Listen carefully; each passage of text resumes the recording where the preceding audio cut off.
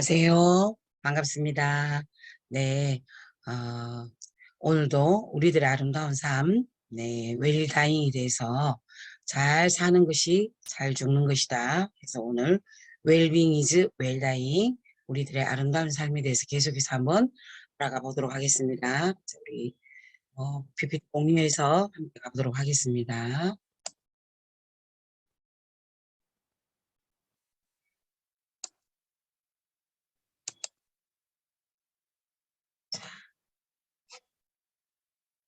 자, 오늘도 먼저 내가 건강해지는 네 반짝 손짓을 한번 하고 시작하도록 하겠습니다. 자, 주먹, 가위, 보를 활용해서 오늘 옆에 그림에 예쁜 달팽이가 있죠? 달팽이를 한번 만들어 보도록 하겠습니다. 주먹, 가위, 보, 주먹, 가위, 보, 무얼 만들까, 무얼 만들까, 왼손은 주먹, 오른손은 가위, 달팽이 한 마리, 달팽이 한 마리. 달팽이 같나요? 예, 요 달팽이 지금 만들었습니다. 한 번 더 갈게요. 주먹, 가위보, 짝. 주먹, 가위보, 짝. 무얼 만들까? 무얼 만들까? 왼손은 주먹, 오른손은 가위. 뒤집힌 달팽이, 뒤집힌 달팽이. 달팽이가 뒤집혔어요. 그죠? 자, 이번에 세 번째. 주먹 가위보 짝.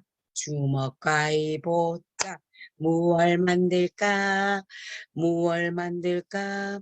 오른손은 주먹, 왼손은 가위. 집 나간 달팽이, 집 나간 달팽이. 한 번 더. 주먹 가위보 짝. 주먹 가위보 짝. 무얼 만들까? 무얼 만들까?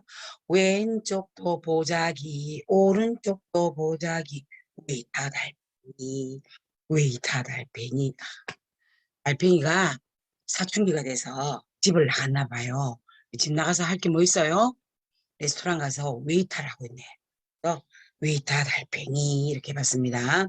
그래서 집 나가보니까 고생인 걸 알고 요 예쁜 달팽이가 다시 집으로 돌아왔다. 우리가 손을 이렇게 많이 쓰면 뭐가 좋아진다 했나요? 내가 좋아진다. 우리가 웰빙 하는 것이 웰다잉이다. 그러면 웰빙은 뭐냐? 잘 먹고 잘 사는 거다. 그죠? 잘 사는 거 안에는 뭐가 들어있어요? 우리가 항상 제가 강조드리지만 잘 산다는 거 안에는 사는 동안 건강하게 잘 사는 게 들어가 있습니다. 그 건강을 지키는 것 중에서 건강은 세계가 건강해야 진짜 건강하다고 한다. 세계가 뭐예요?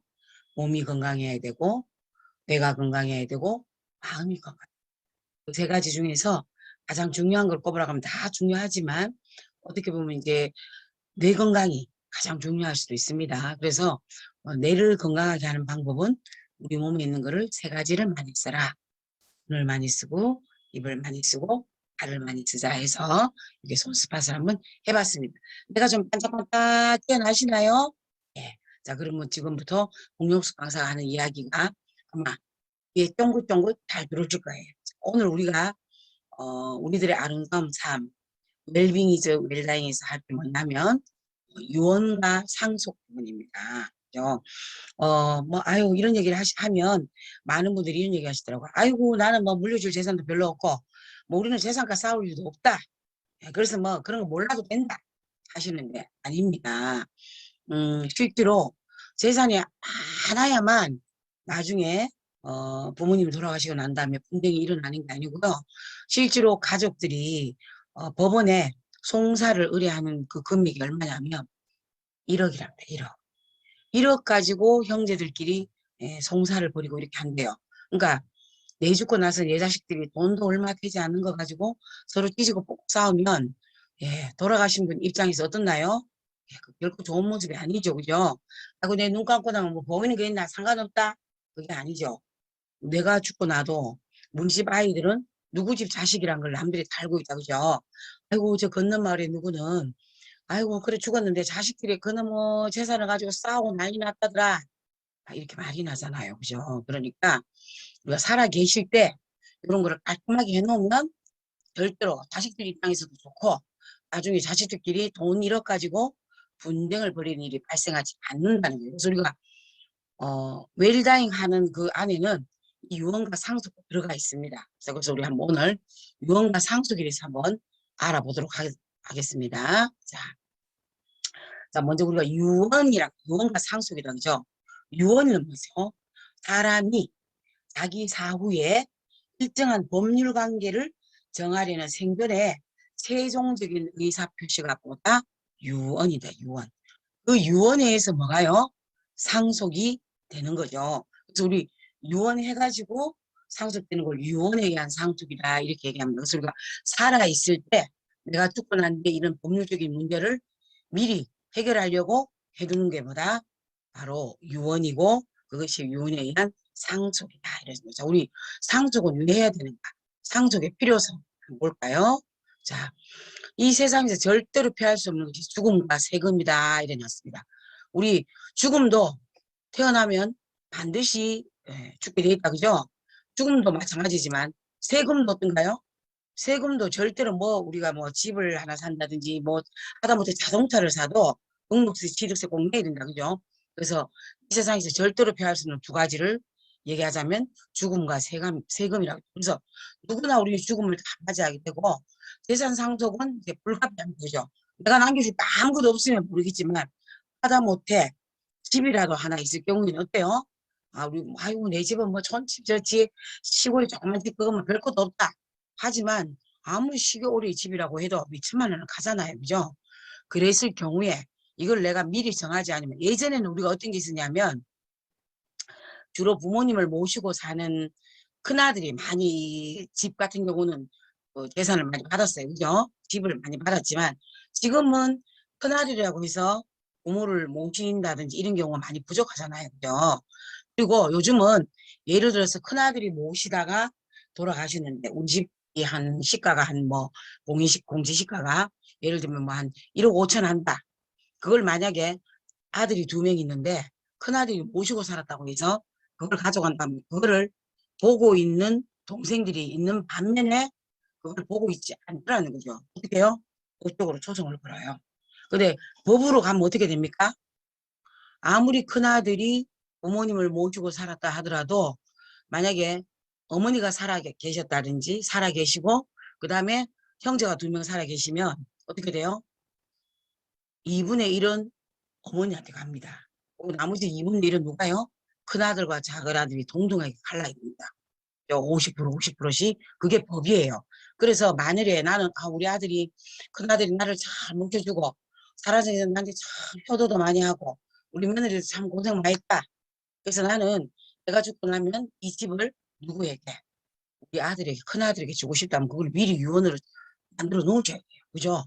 그래야만 나중에 돌아가셨을 때 왈가불가 문제가 안 생기고 법정으로까지 가는 이런 불미스러운 일이 생기지 않는다는 그래서 꼭 상속이나 정년은 꼭 미리 살아생전에 해두시는 게 제일 좋다. 그리고 상속세나 정년세는 일부 부유층만 내는 세금이 아니죠. 그죠? 누구나 상속이나 정년을 받으면 안 되게 돼 있고 우리가 이제 갈수록 상속세라든지 이런 분들이 그 세금 비율이 굉장히 커지잖아요. 우리도 외국처럼 외국에는 상속받으면 세금 몇 프로 냅니까? 70% 가까이 내요. 그래서 예를 들면 10억 받았다. 그럼 7억은 세금을 다 내야 됩니다. 나머지 3억만 내가 받을 수 있어요. 그건 왜냐하면 이렇게 많이 내서 사회의 어떤 복지라든지 정책으로 쓰이라고 이렇게 가는 우리나라는 아직 거기까지는 가지 않았어요. 그죠? 그러나 앞으로는 계속해서 이제 이 상속분에 대해서는 세금을 많이 내는 쪽으로 갑니다. 그렇기 때문에 미리 이런 거를 살아생전에 정리를 한다든지 하는 문제도 어떻게 보면 나중에 우리 자식들에게 상속세의 부담을 좀 줄여줄 수 있는 문제가 될 수도 있어요. 그래서 우리가 나중에 나이가 드시면 이걸 노후 설계라고 하거든요. 노후 설계에서 내가 살아가는 내 삶이나 나의 어떤 거에 대해서만 설계를 하시는 게 아니고 내 자식들에게 물어야 되는 상속세라든지 정려세라든지 이런 거에 대해서 미리 다 설계를 해두시는 게 바로 노후 설계다 이렇게 됐습니다. 그리고 재산 이전 과정에서 유단 분배 등 상속인들 간의 갈등과 분쟁을 미리 조정하고 상속 정려세를 최소화하는 전략이 노후 설계에 있어서는 반드시 필요하다. 그죠? 네, 그래서 어떤 분이 이런 얘기 하더라고요. 아버지가 갑자기 돌아가셨는데 포도밭을 받았는데 그 포도밭이 뭐 예를 들면 한 30억 정도 된대요.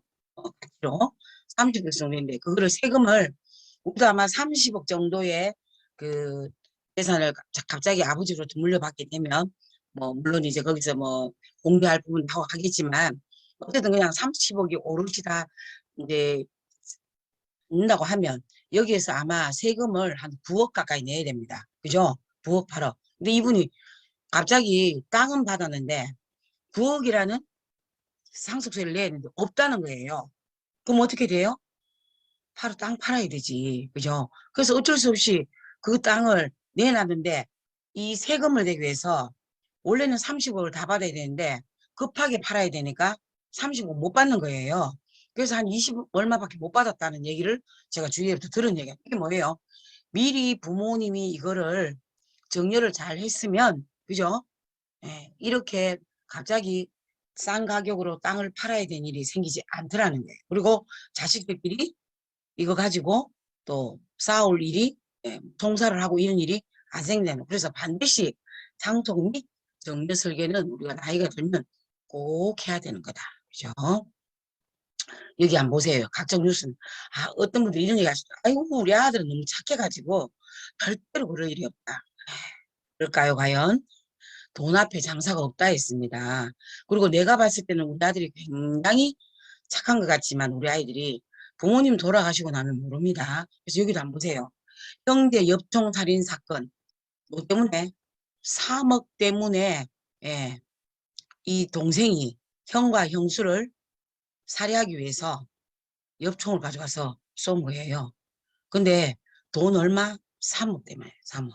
그래서 절대 우리 아이들은 그러지 않을 거야. 내 자식들은 절대 그렇지 않아. 그렇지 않습니다.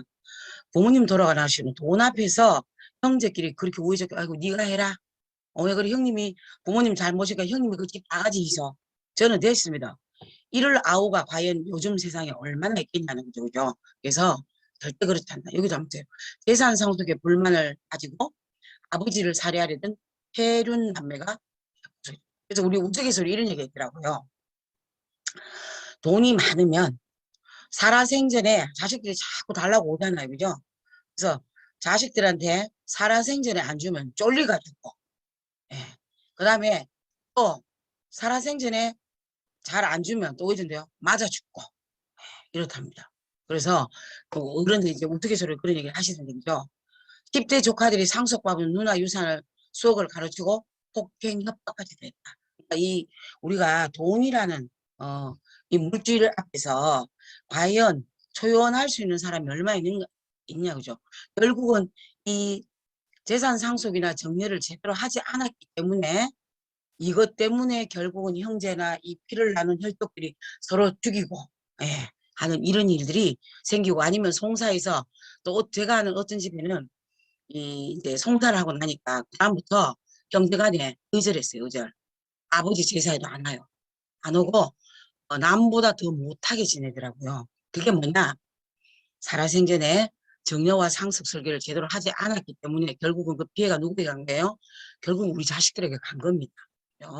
우리는 지금도 한번 보세요. 우리가 비일비재하게 많이 텔레비전 뉴스를 통해서 지금 보고 있습니다. 그죠? 그래서 부의 또 무상 이전을 막기 위해서도 우리는 뭐를요? 이 재산 상속을 통해서 자, 예를 들면 아버지가 평상시 정말 열심히 일해가지고 내가 돈을 많이 모아놨는데 이거를 나는 좀 사회를 위해서 좋은 일을 위해서 쓰고 싶다라고 생각을 했으면 빨리 유언을 통해서 사회에 얼마는 환원을 하고 얼마는 내 자식들에게 주겠다라는 것을 유언으로 만들어 놓으면 그렇게 할 수 있어요. 그죠? 그런데 나는 부를 이렇게 이뤄서 정말 사회를 위해서 일을 하고 싶었는데 아무 유언도 안 해놓고 그냥 갑자기 돌아가시는 거예요. 그럼 어떻게 돼요? 그거 가지고 그냥 자식들이 우리 아버지가 평소에 나는 사회를 위해서 환원하고 싶다라고 얘기를 했다고 해서 자식들 그렇게 할까요? 유언이 없으면 안 됩니다. 안 합니다. 그래서 우리는 어, 내가 어떤 부를 이뤄서 이 사회를 위해서 좋은 일을 하고 싶다고 하면 꼭 유언으로 법적으로 남겨놓으셔야 돼요. 그래야만 그걸 이룰 수 있다. 그래서 우리는 적극적인 재산은 뭐라고 한다? 예금 부동산 같은 거는 적극적인 재산이라고 하고 소극적 재산은 뭐라고 하냐? 부채 같은 건 우리가 소극적 재산. 그래서 우리 부채도 다 상속이 뛰죠, 그죠? 예를 들면 우리 아버지가 빚을 많이 지고 앞도 않고 돌아가셨어요. 그럼 그 누구한테 와요? 나한테 오죠. 예, 그래서 우리가 돈만 상속이 되는 게 아니고 부채도 다 상속이 됩니다. 그래서 우리가 이제 만약에 우리 아버지가 남긴 집이 뭐 재산이 한 5천만 원 있는데 우리 아버지가 남긴 빚이 한 3억이 있어요. 그럼 우리 이럴 때 뭘 합니까? 주로 상속 포기하세요. 상속 포기. 예, 가서 뭐 3개월 안이가 가서 상속 포기합니다. 상속 포기하면 지금 있는 5천만 원도 포기하고 빚도 3억짜리 다 포기가 되는 거예요. 그러면 그 빚을 받아갈 사람들은 내가 가지고 있는 우리 아버지가 남긴 5천만 원 중에서 해결하고 나머지 3억은 나한테 통화로 안 옵니다. 우리가 이런 것도 잘 알고 계셔야 돼요. 그래서 나중에 우리 자식들이 내 때문에 피해를 입지 않아요. 그래서 우리가 또 상속 설계를 해야 되는 필요성이 있으면 사후 개인 재산의 관리와 처분을 위해서도 반드시 상속 설계는 필요하다. 두 번째는 이해관계자들 간의 분쟁 예방 및 갈등을 해소하기. 우리 자식들이 몇 푼 안 되는 돈 가지고 서로 싸우고 의절하고 심지어는 형제끼리 서로 때리고 심지어는 총칼로 죽이기도 하는 이런 일들을 해소할 수 있는 게 뭐다? 미리 내가 상속 설계를 해두는 거다. 그 다음에 상속 대상의 성장과 발전. 내가 재산을 이렇게 남겼는데, 그죠? 그게 나중에 돼서 어떤 성장과 발전이 있어야 된다, 그죠? 그걸 위해서도 상속 설계를 꼭 하셔야 됩니다. 그 다음에 영속적인 사회 활동을 위해서도 해. 자, 내가 남긴 이 재산을 가지고 앞으로 이 사회에서 계속적으로 뭔가가 돼야 되는데 내가 이거를 제대로 해놓지 않으면 뭐가 돼요? 예, 내가 봤을 때 우리 큰아들이 이걸 다 하면 우리 큰아들은 이걸 관리할 능력이 안 되는 사람이야. 그죠? 그래서 그냥 이런 것도 안 해놓고 남겨놓으면 나중에 우리 큰아들이 이거 받았다고 왜 합니까? 다 팔아먹고 해가지고 결국은 내라는 존재가 남겨놓은 이런 것들이 아무런 흔적 없이 다 사라지더라는 거죠. 그래서 그런 걸 위해서도 반드시 우리가 상속 설계는 필요하다. 그리고 이 상속 제도는 특징이 있어요. 이제 우리가 이런 뭐 법률적인 용어긴 하지만 너무 여러분이 법률적으로 어, 깊게 들어가실 필요는 없고요. 그래도 요 정도는 알고 계셔야 됩니다. 유언상속 우선 원칙. 두 번째는 균분 공동 상속 원칙. 세 번째는 임의 상속 원칙. 네 번째는 상속인 간의 형평성 조절. 다섯 번째는 유류분 제도란 이런 상속 제도가 가지는 특징들이 있습니다. 이거를 가지고 오늘 하나하나씩 하나 설명을 해드리도록 하겠습니다. 자, 상속의 종류는 유언상속이 있고 법정상속이 있습니다. 자, 유언상속은 뭐냐? 피상속이 뭐예요? 아버지와 아들로 따지면 아버지가 유언, 살아생전에 이 유언을 하면서 이 상속 재산이 특정 상속인에게 지정이 되는 상속입니다. 예를 들면 우리 큰아들이 나 잘 모셔줘서 우리 큰아들하고 큰며느리가 너무 예쁘고 고마워요. 그래서 나는 이 집, 뭐 비록 1억밖에 안 하지만 나는 이 집을 우리 큰아들에게 주고 싶다 하면 돌아가시기 전에 유언으로 작성하는 겁니다. 자, 예를 들어 홍영숙이가 피상속인이다. 그죠? 나 홍영숙은 누구? 우리 큰아들, 예를 들면 뭐 홍기영이다. 예를 들면 우리 큰아들 홍기영에게 유서, 뭐 대구시 동구 지남 사동 뭐 있는 번지에 있는 몇 필지에 요 집을 상속한다라고 쓰는 겁니다. 그죠? 유언서를 작성하는 거죠. 그리고 유언서 작성해서 예, 남겨놓는 겁니다. 그러면 나중에 내가 죽고 나면 누가 받아요? 우리 아들이 받습니다. 그리고 이건 유언장이 남아있기 때문에 다른 형제들이 이 일을 걸 수가 없어요. 그죠? 그리고 이 일을 걸어서 그쪽으로 어떻게 한다 하더라도 예, 성수할 가능성 거의 없습니다. 그죠? 그 다음에 법정상속. 이거는 당사자의 의사와 관계없이 법률의 규정에 따른 효과가 당연히 발생. 자, 예를 들어서 제가 1억짜리 집을 있는데 이거를 아무런 말도 안 하고 그냥 돌아가신 거예요. 그죠? 죽었을 때 그러면 이 집은 어떻게 될까? 자, 예를 들면 제가 남자라고 치고 제가 남자인데 남아있는 사람이 우리 마누라가 남아있고 그다음에 우리 아들이 2명 남아있다는 건 3명이다. 그죠? 그러면 이럴 때 1억짜리 집을 어떻게 가르느냐? 2분의 1이 배우자가 갖게 됩니다. 배우자 얼마 가져가요? 5천만 원 가져가는 거죠. 그 다음에 5천만 원 가지고 누가 아들 둘이가 똑같이 2,500만 원씩 가져가도록 법률에서 정하고 있습니다. 이게 뭐다?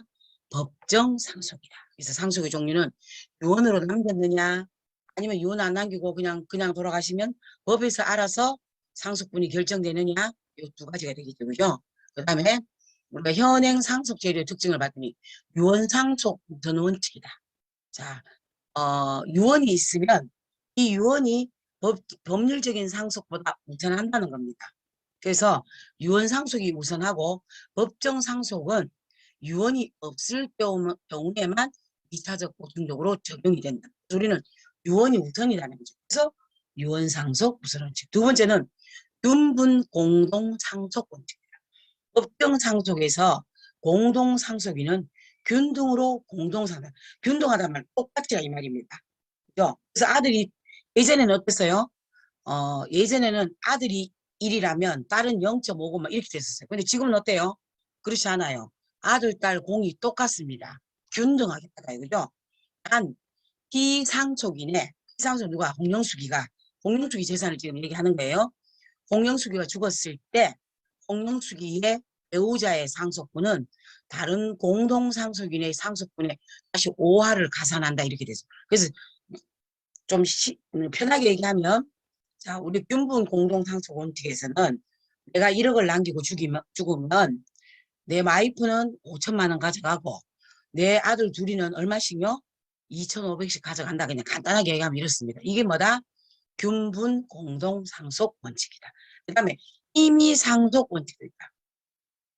상속인은 무조건 상속을 받아야 하는 강제 상속 대신 상속인이 상속 개시 있음을 안 날로부터 3개월 이내에 상속을 포기하거나 상속받은 재산 범위 내에서 상속 세무를 책임지는 한정 승인을 할 수 있다 이렇게 됐습니다. 자, 우리는 만약에 우리 부모님이 돈 1억이랑 빚 3억을 남겼다. 그죠? 집 1억짜리 하나 하고 빚 3억을 남겼다고 무조건 받아야 되는 게 아니라는 거예요.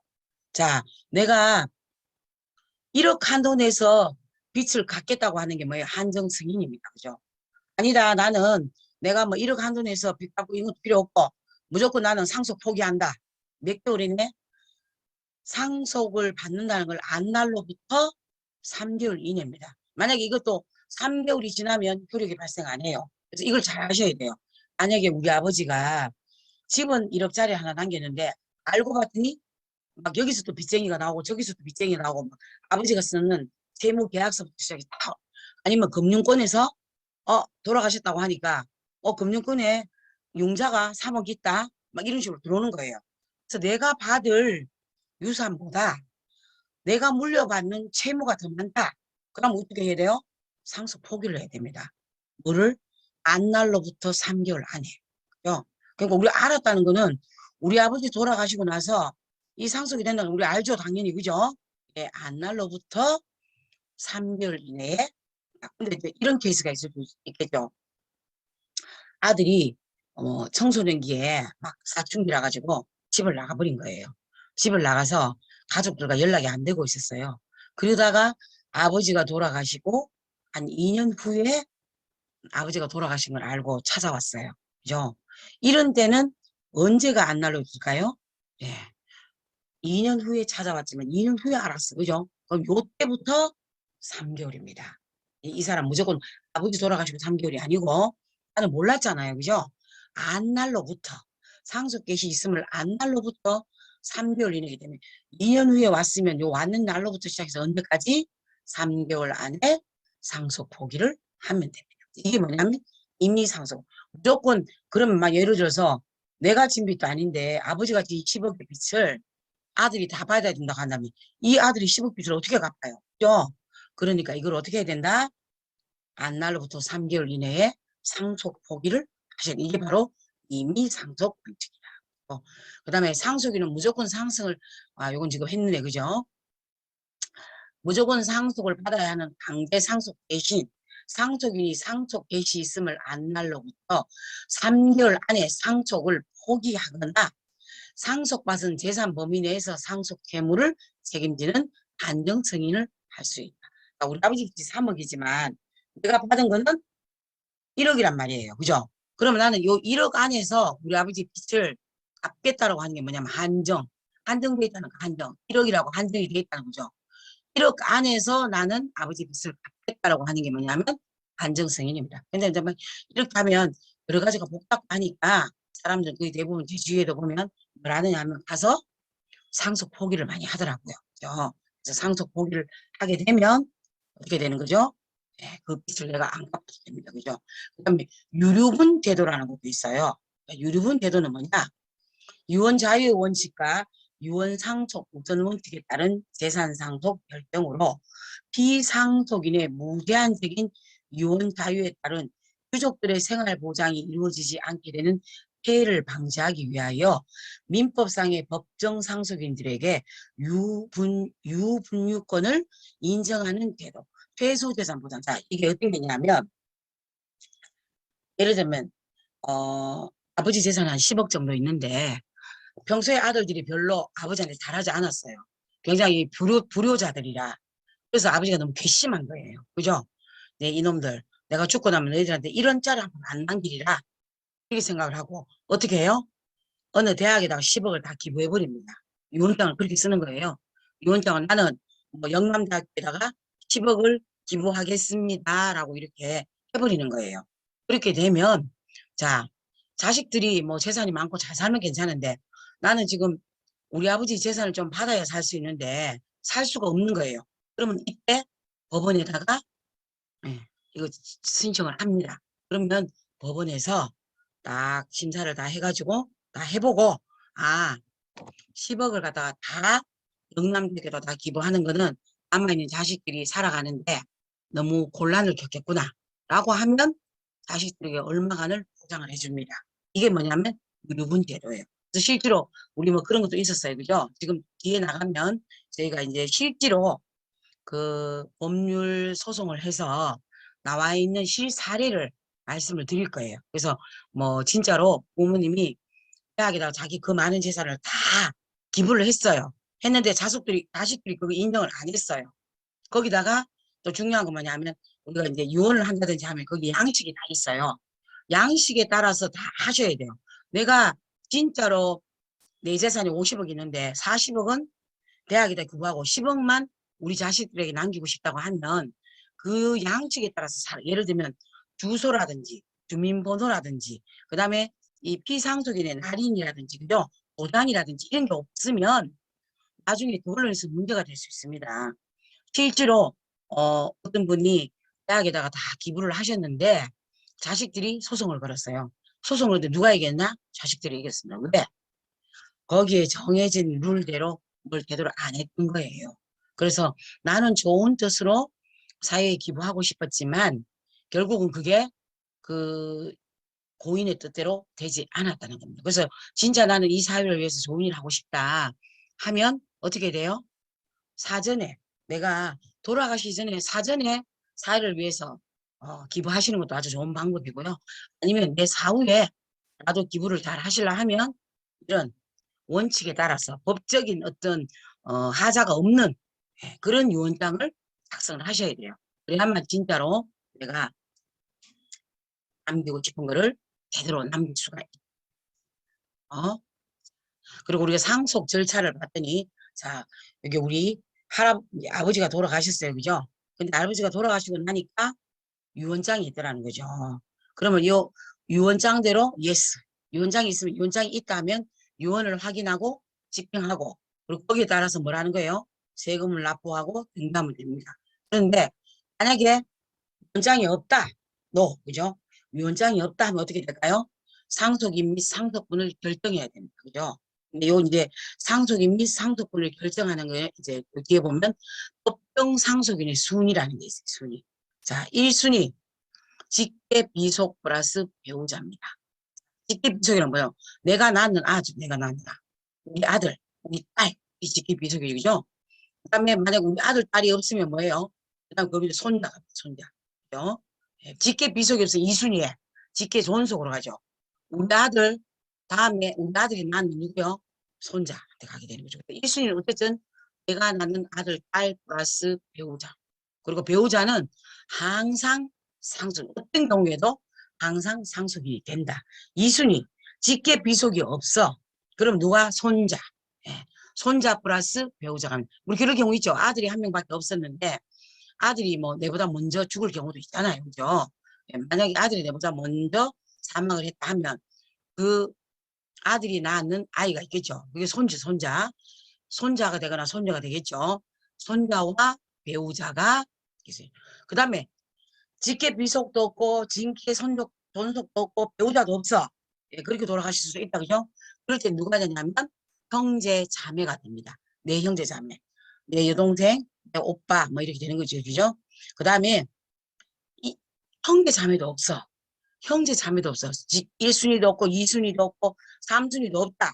그러면 사촌 이내에 관계 혈족에게 이 법정 상속이 가게 돼 있습니다. 그래서 이제 유언을 안 남기고 돌아가셨다면 이렇게 되겠죠. 그죠?